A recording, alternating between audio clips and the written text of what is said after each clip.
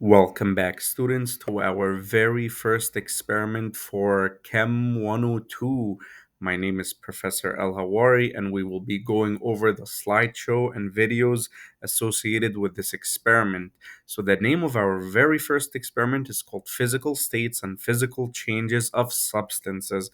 So, the first task I want you to do is to make a copy of the lab report template, which you will find in the lab report template section of the course documents folder. So let me show you where that is. If you log into your Brightspace and make sure you logged in for Chem 102, you're going to click on Start Here.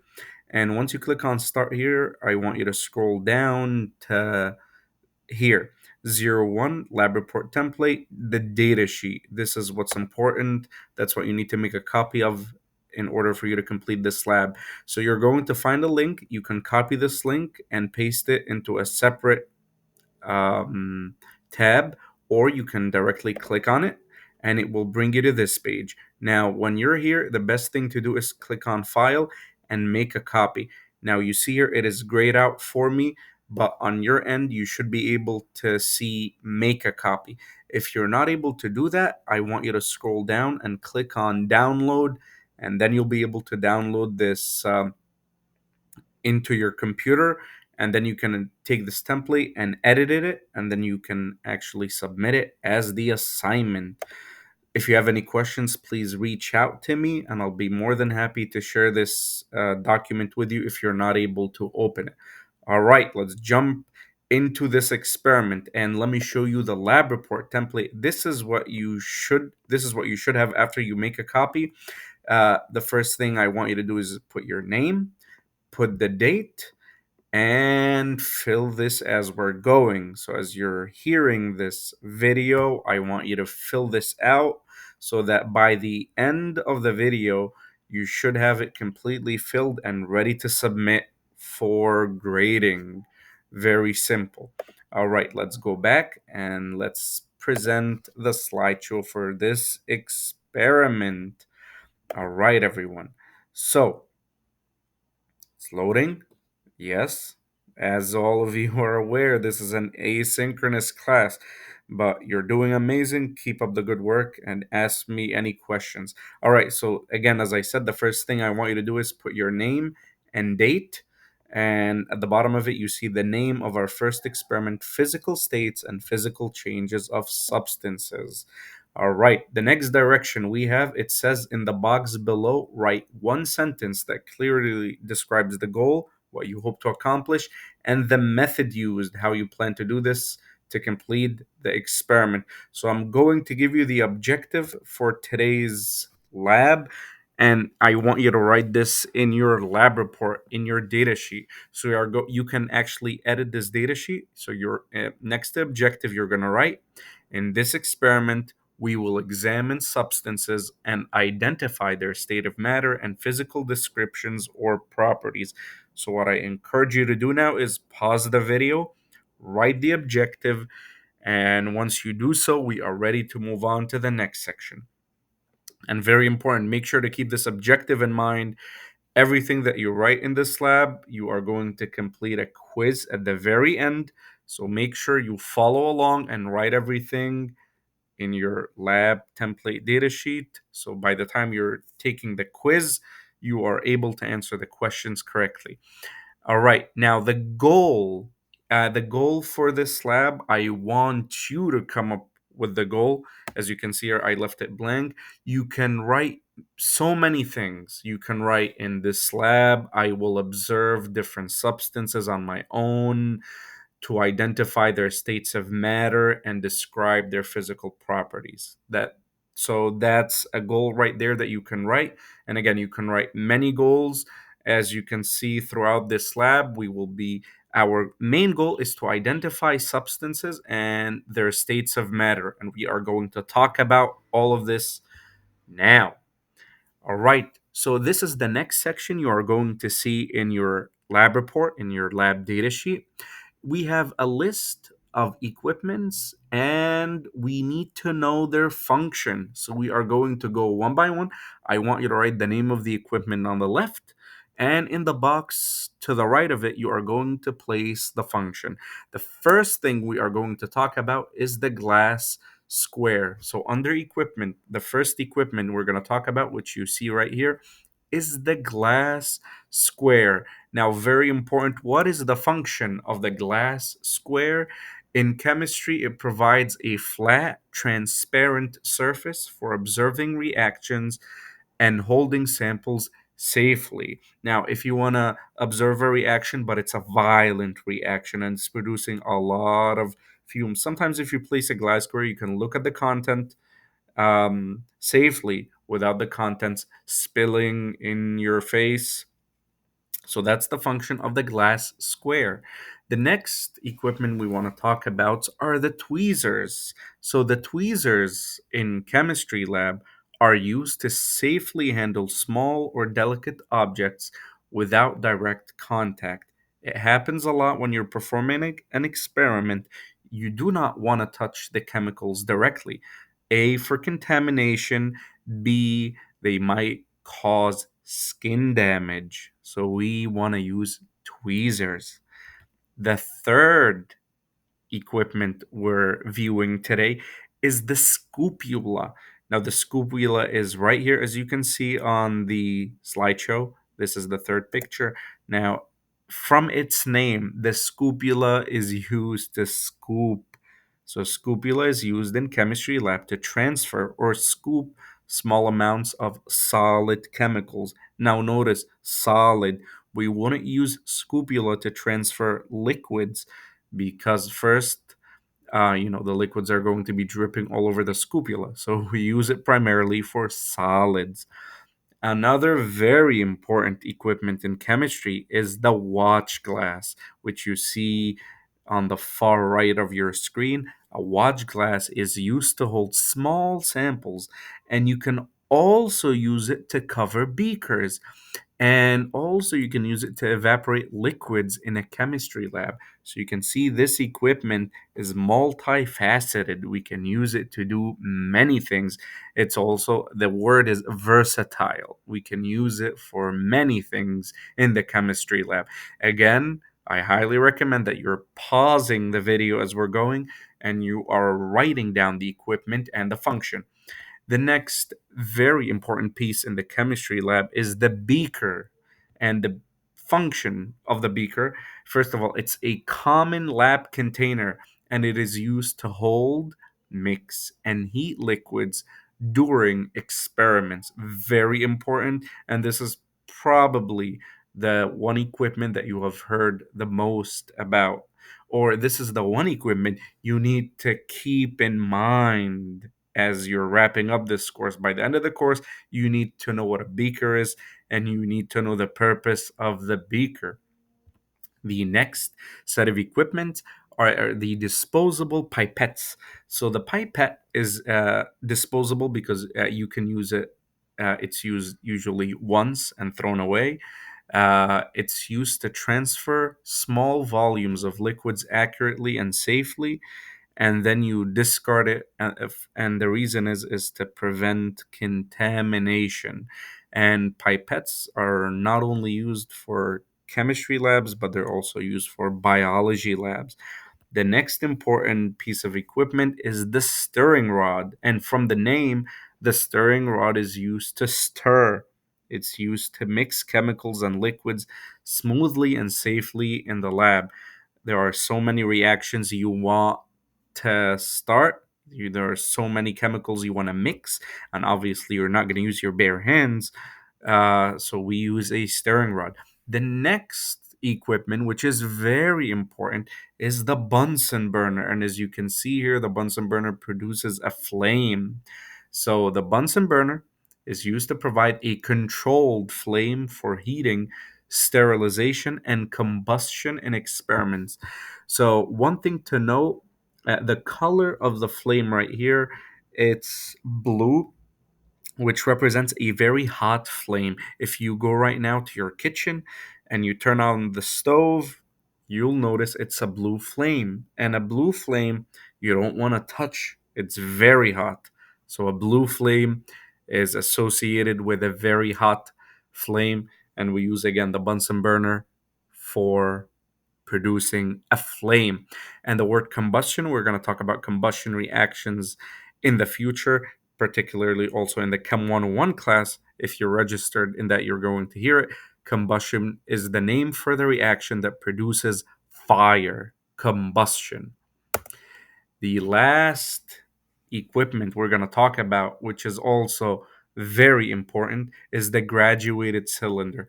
Now, the word graduated means lines. Notice that this equipment has so many lines uh, to the side of it that allows us to read it. Now, that's what the word graduated means. It has many graduations, as we say, many lines, and graduated cylinder because it looks like a cylinder. Now, the main purpose of the graduated cylinder is to measure precise volumes of liquids accurately. So, if you want to measure something in the lab, in the chemistry laboratory, you want to use a graduated cylinder, not a beaker. As you might have recalled a few slides before, a beaker is used to maybe transfer liquids or perform a reaction. But if you want to measure something accurately and precisely, you want to use a graduated cylinder. So now let's transition to the next section. The next part of this lab, as you can see in the directions, it says complete the table below, write your final answer in the space provided. Under the state column, write solid, liquid, or gas based on your observation. Under the description column, you're going to write two or more words that would describe the appearance of the sample. You can focus on such things as color, texture, if the sample is a single solid piece, a group of crystals, or a powder. Are the solids shiny or dull in appearance? Are the liquids viscous or do they flow easily? Are the liquids volatile? Do the liquids have a particular odor? So, what you are going to see, especially if you have the lab template right now, there is a table that we are going to fill. Now, how are we going to do this? Since this is an asynchronous lab course, we are going to go over some videos and I will give you some notes, but you're going to look at the videos. We're going to view the videos together, and you are going to try to figure out the states of matter and the description for each. Now, I know some of these words might be new to you. You might be asking, what are states of matter and what kind of descriptions do you want me to write? So that's what we are going to cover. We're going to cover key terminology that will help us complete this lab. And the substances that we are going to be viewing: wood, metal, glass, styrofoam, table salt, table sugar, baking soda, limestone, milk of magnesia, ethanol, and acetone. So these are some substances that we are going to be talking about right now. All right, so let's give a quick introduction. Chemistry and matter. So chemistry is the study of matter, as I said before, especially if you're taking the Chem 101 class. We are going over the same topics. So matter means everything around us that takes up space and has mass. Everything around us is pretty much matter. Matter, as you see in the second bullet point, anything that has mass and volume takes up space. And we will study the three states of matter in this course. We are going to study the three states of matter are solid state, liquid state, and gaseous state. Very important. If you see anything that's bolded or underlined, that means this is something you really want to know, you want to master in order to do well in this class. Now, introduction to the three states of matter. As we said, we have solid, liquid, and gas. Now, the circles that you see in this diagram, if you see my mouse, these circles represent particles, and you can think of these as the basic building blocks of matter. So let's talk about it. Solid, as you can see on the left, you can see that the circles are very close together. An example of a solid is your phone or the computer or the screen. Anything around you that's solid has definite shape and definite volume. So the shape is not going to change, and the volume also stays the same. If you look at the liquid, if you have a glass of water next to you right now, the liquid particles are closer together, but you can see there are some free spaces between the particles. So we say if you have a liquid next to you, it's gonna have an indefinite shape. If you have a cup of water, if you take that cup of water and you pour the water in a different cup, the water is going to take up the shape of that different cup. So the shape is indefinite. It's not defined by the container, but the volume is. So if you measure out 50 milliliters of water, it doesn't matter what type of cup you have, it'll always be 50 milliliters. Now, if you look at the gaseous state right here, the particles are very far apart from each other. So we say gases have indefinite shape and indefinite volume. Now, you see here it says gases can expand and contract. We're going to also talk about that. So when gases are heated, they move faster and faster, so they expand. But if you cool gases down, they're actually going to contract and giving you a smaller volume. Let's give you some important definition. The definition of the word definite means it does not depend on the container in which the matter is placed, fixed or constant, and indefinite means it depends on the container in which the matter is placed, can vary. Very nice. Let's move on to the next portion. And again, we are going through some key terminology that you are going to use in order to complete this lab. So, a chemist is interested in the physical and chemical properties of matter. So, let's introduce some very important terminology. So, properties, when we talk about properties, these are characteristics, features, or descriptions of matter, and properties are used to categorize or identify matter. We have something called a physical property. Physical means it's anything that you are observing or measuring without changing the composition. For example, the color of your shirt, you're just observing it. So, color, as we are going to talk about, is a physical property. What if you say that water melts at 0 degrees? And this is a very important number. It's good for you to know. Water melts at 0 degrees Celsius in particular. So, melting point is also considered a physical property. And for example, if paper can be torn to change its size and shape, but it's still paper, so that's considered a physical property. Now, another very similar word is physical change. Now, physical change produces a recognizable difference in the appearance of a substance without causing any change in its composition. As an example, if you take water and then you turn it into ice by freezing it, you just cause the physical change because you still have water. When you turn water into ice, ice is still water. So the key thing here is physical means it stays the same. The properties stay the same. Now, this is different. Let's go over the some physical properties that you want to be aware of. And again, these are not the full list. There are many, many more. So, color, as we said, ductility. Ductility is the ability of metals to be drawn into wires. Have you seen these copper wires that are looped around themselves? The definition is ductility.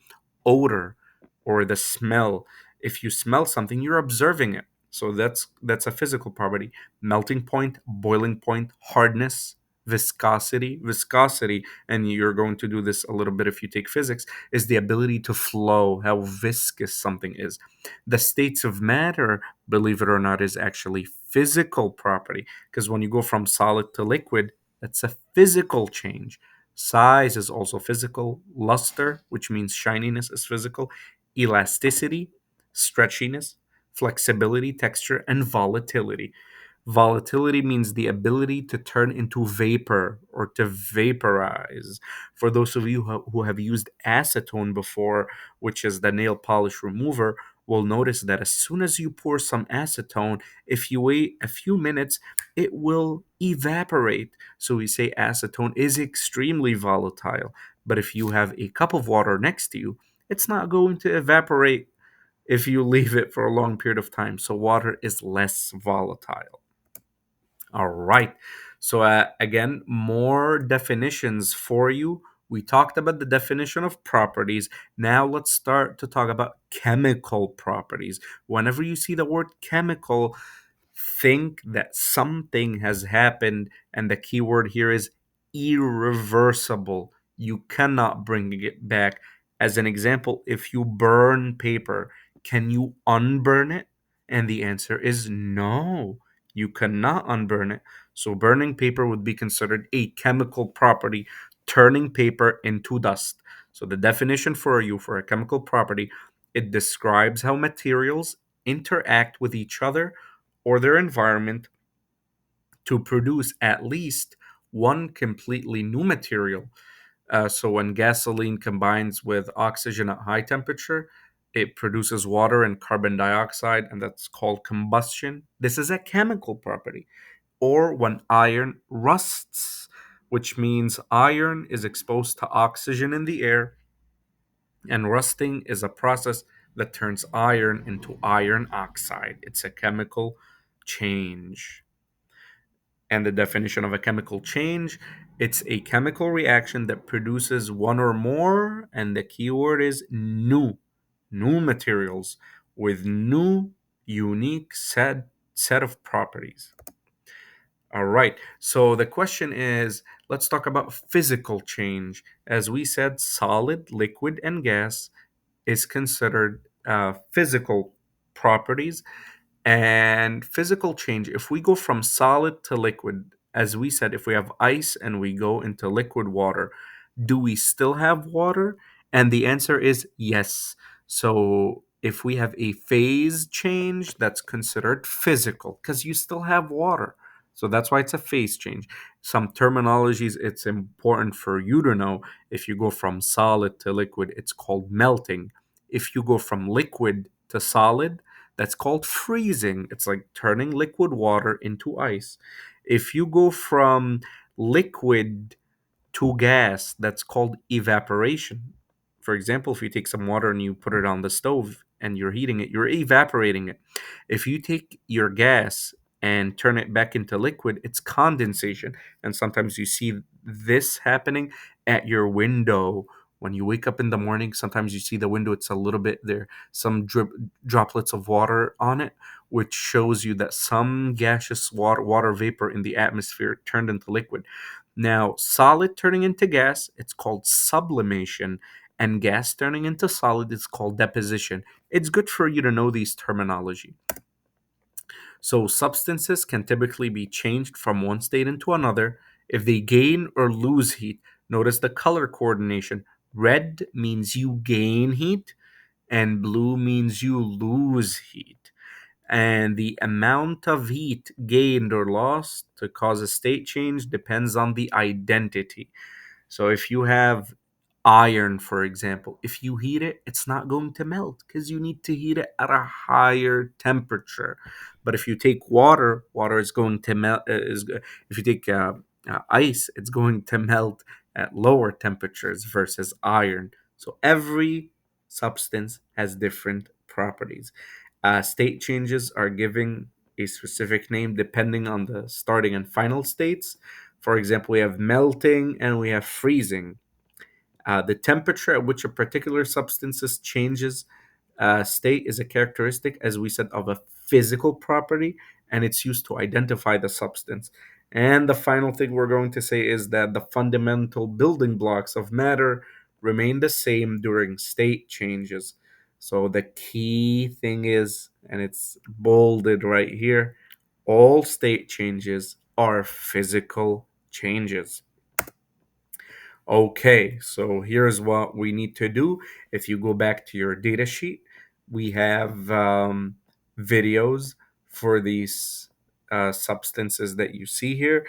Any substance that we don't have a video of, it is your responsibility to search it and find a description of it. So the task now here is to provide the state of matter. So you're going to say, is it a solid? Is it a liquid? Is it a gas? Some of these things are intuitive. For example, metal. If you have a piece of metal, is that solid, liquid, or gas? So you're going to write solid. Now, since there are so many different metals, you have to wait to see the video so you can write a description. And again, if it's not in the video, you just pick a metal, write the identity or write the name of the metal that you found, and write a description of it.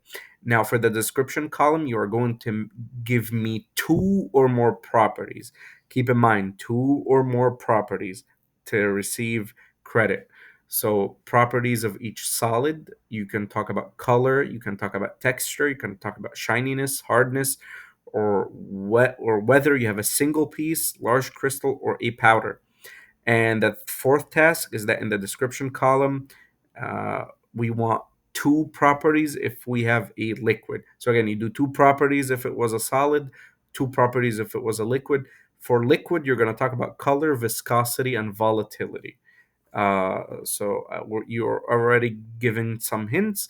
So let's go over some of these substances and let's try to classify and identify and describe them for this lab. So again, solid. When you're looking at the experiment, we are going to take the solid. We're going to place each solid on the glass square using the tweezers or spatula or scopula. Remember, these are the equipments we talked about earlier. So when you see them in the video, you know uh, their function. The second thing is record two or more properties for each solid and two or more properties when you see liquids. All right, so okay, yes. So the first video we're going to view is wood. Let's open up the video and let's make some observations.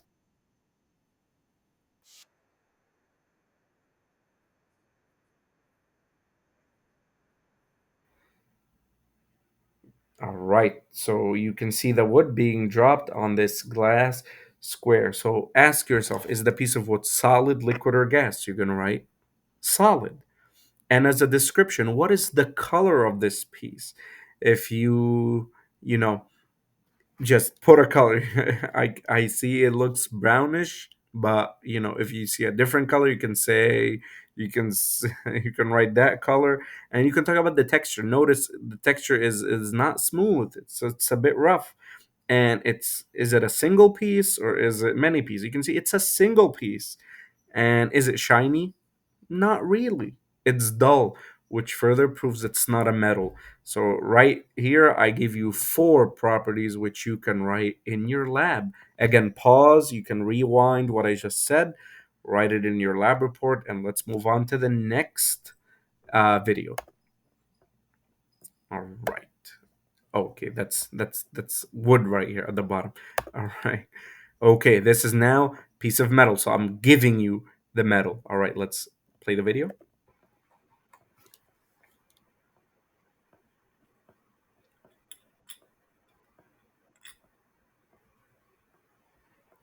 All right, you can see the piece of metal again. So again, is it solid, liquid, or gas? It's a solid. What is the color of this? Again, it's always tricky when we're talking about color, but I see it's gray. You can say it's grayish silver, and it's smooth. Yeah, that texture would be considered smooth, or that would be considered smooth, and it's a single piece. And if you ask yourself, is this shiny or dull? So metals are shiny, and that's a characteristic of many metals. You can say this is shiny. All right, and let's move on. Okay, again another picture of the metal. All right, here we have glass. This will be our third. Let's watch glass now. Let's see.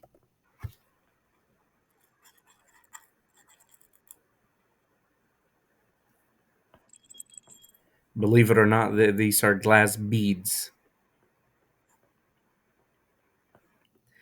All right. So you can see, was it a single a solid piece or many solid pieces? So it's you can see there are many beads, as we say, and you can say they are smooth, and they're also transparent.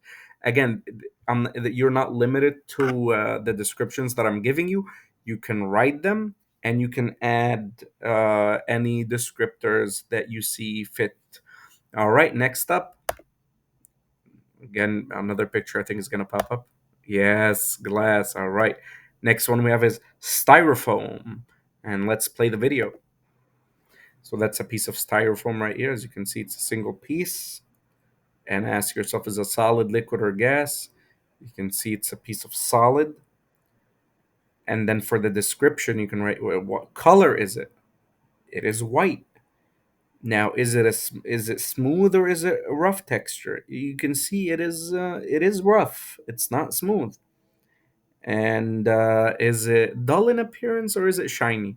So it's a little tricky, but if you look closely, you can see that it is actually dull. It is not shiny. All right. I believe another styrofoam. Ah, see, a sponge appeared on the bottom left of the screen, further emphasizing that we were now viewing styrofoam. Yes. All right, now it's interesting. We're going to be doing three things: table salt, table sugar, and baking soda. Let's view them. So, sodium chloride. If you saw the name, this is salt. That's the salt you eat at home. So let's look at it. Let's and now here's sucrose, which is sugar. So this is sugar. All right. And now we have sodium bicarbonate, which is the name for baking soda. They all look very similar. All right, but look, okay, sucrose. Let's see. It's a little bit different. See, it's not powdery as bicarbonate. What about salt? Now, salt you can actually go right now to your kitchen and feel it.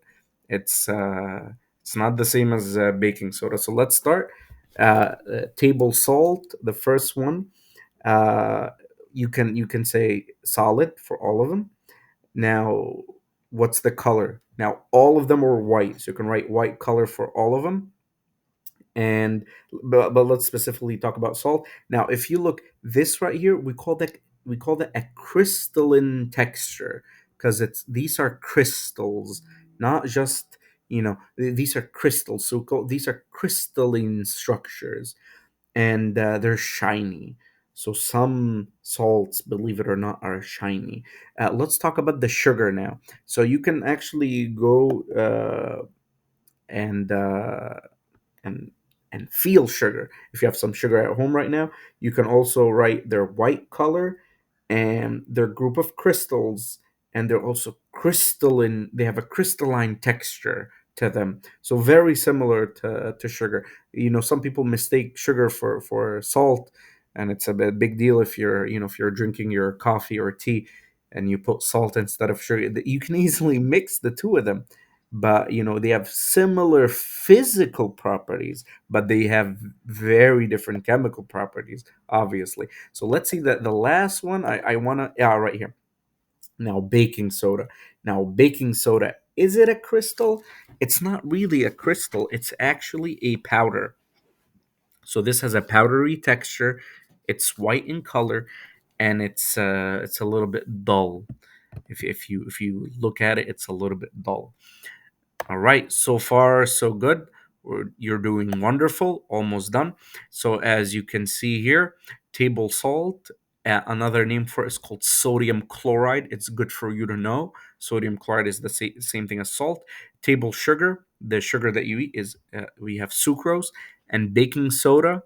There is a more common name, sodium bicarbonate, baking soda, and these are all the experimental photos. Notice that baking soda is powdery, and that's one of the main defining physical traits of baking soda. All right, now let's look at the liquids. So liquids, again, we're going to use disposable pipettes to transfer the liquids on the watch glass. and we are going to record two properties of the liquid, such as color and viscosity. So let's jump right into it. Now, this is milk of magnesia, which is magnesium hydroxide. If you look here, this is the active ingredient of, the genuine Phillips's. It's milk of magnesia, and it says fresh mint. And if you look at the back of it, it says magnesium hydroxide. So this is a real life application of the milk of magnesia. Let's look at the experimental video together, everyone. So let's play it. So you notice it's a liquid. So we're gonna use the disposable pipette, and what is the cut? Look at that. What is the color of it? Yeah. So there is one thing that would notice if you did this, that it has no noticeable odor. So you can say it has no smell. It does not smell, and you would say it's opaque, OPAQUE, which means you don't see any color, and also it's a little bit viscous. So if I would rewind, you would notice it's a little bit viscous. Viscous means it's like has a body to it. It's not like honey. Honey is viscous. It's more liquidy, but I can see that it's a little bit viscous. All right. And let's move on from the milk of magnesia to ethanol. Ethanol is alcohol. And acetone, we mentioned it. If you look on the right, you use it for the nail polish remover. And ethanol is used for hand sanitizer. And ethyl acetate also. So let's look at all three. Again, all three are liquid. And you can also see that they're all clear. They're all clear, just like the milk of magnesia. They're all clear, clear, and they're more liquidy. So another thing we can say is that they can flow easily. They have, you know, they're less viscous. They're more liquidy. All of them, and obviously alcohol has a smell to it, and has a distinctive smell. Even if you hold up a bottle of hand sanitizer, you can really smell it. And also acetone has this sharp odor that only you would know if if you open up a bottle of acetone. But all three flow easily. Now ethyl acetate, it's an ester, and they have a fruity smell. They smell like fruits, and actually, all of the fragrances that you put, all the colognes, all the fragrances are fruity, and they're made up of ester. So this is just an FYI. Okay, moving on to all right. So now we have the chemistry of nail polish. So nail polish comes in, you see there are so many compounds. See ethyl acetate, butyl acetate, acetone. There are so many. You see the benzoyl peroxide on the left. You see the camphor groups.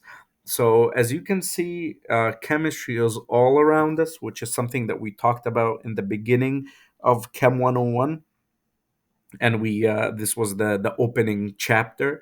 It's around us, and the reason for this course is for you to develop a deeper appreciation of everything around you, and chemistry is involved one way or another around you.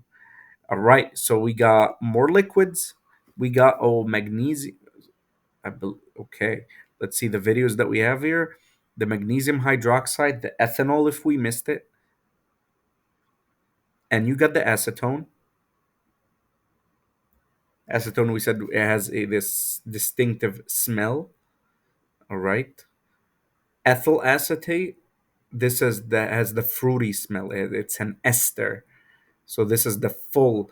Oh, here is methylene chloride. This is the newest. So I believe you don't need to search for any of these because we have it all in the slides. So here is the methylene chloride. Again, we're going to use the pipette and look at that. Again, it's clear.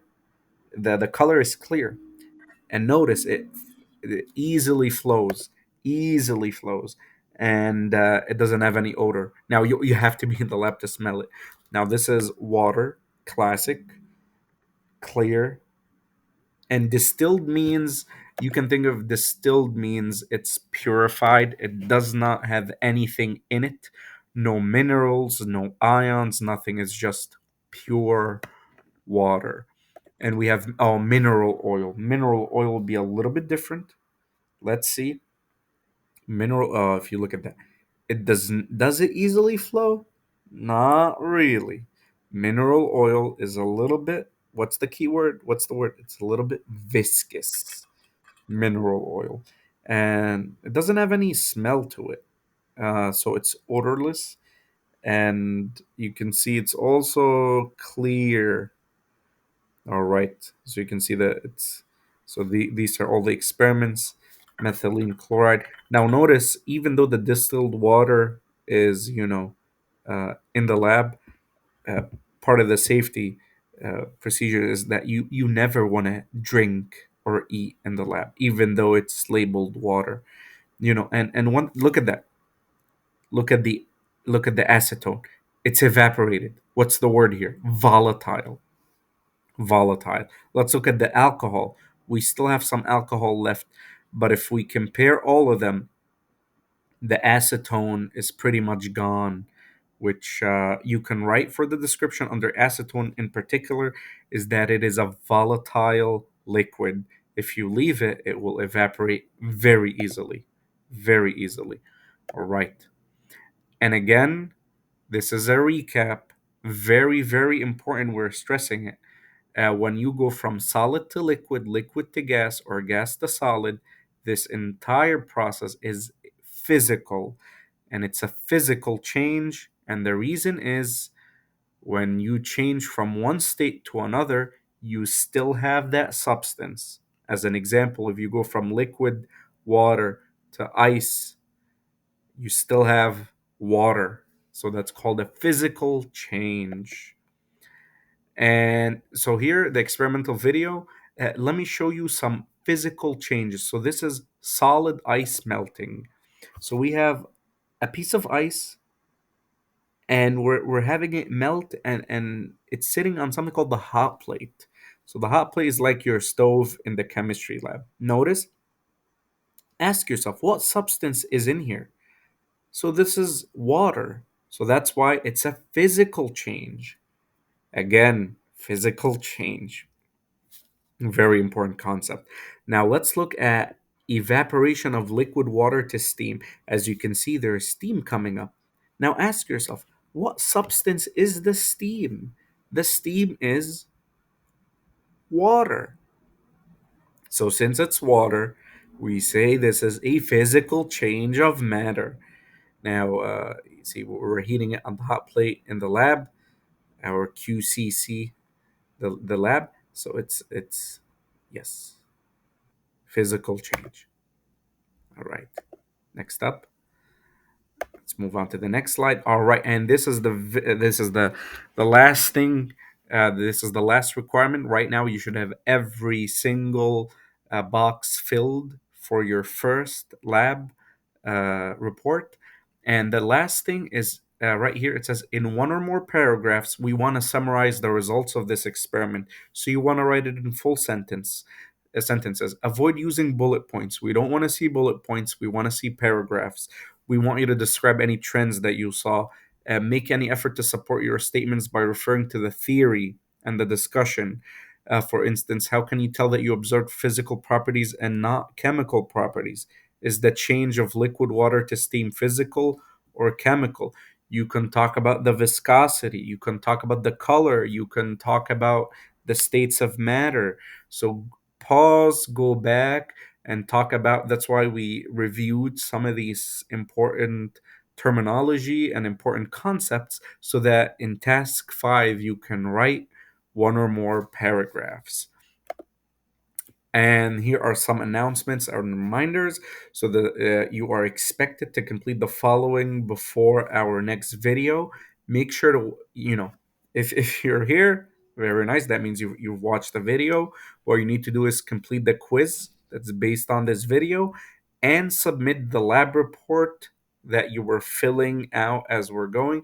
Again, make sure to complete task 5 with the paragraphs, and this is it. So we wrapped up experiment number 1.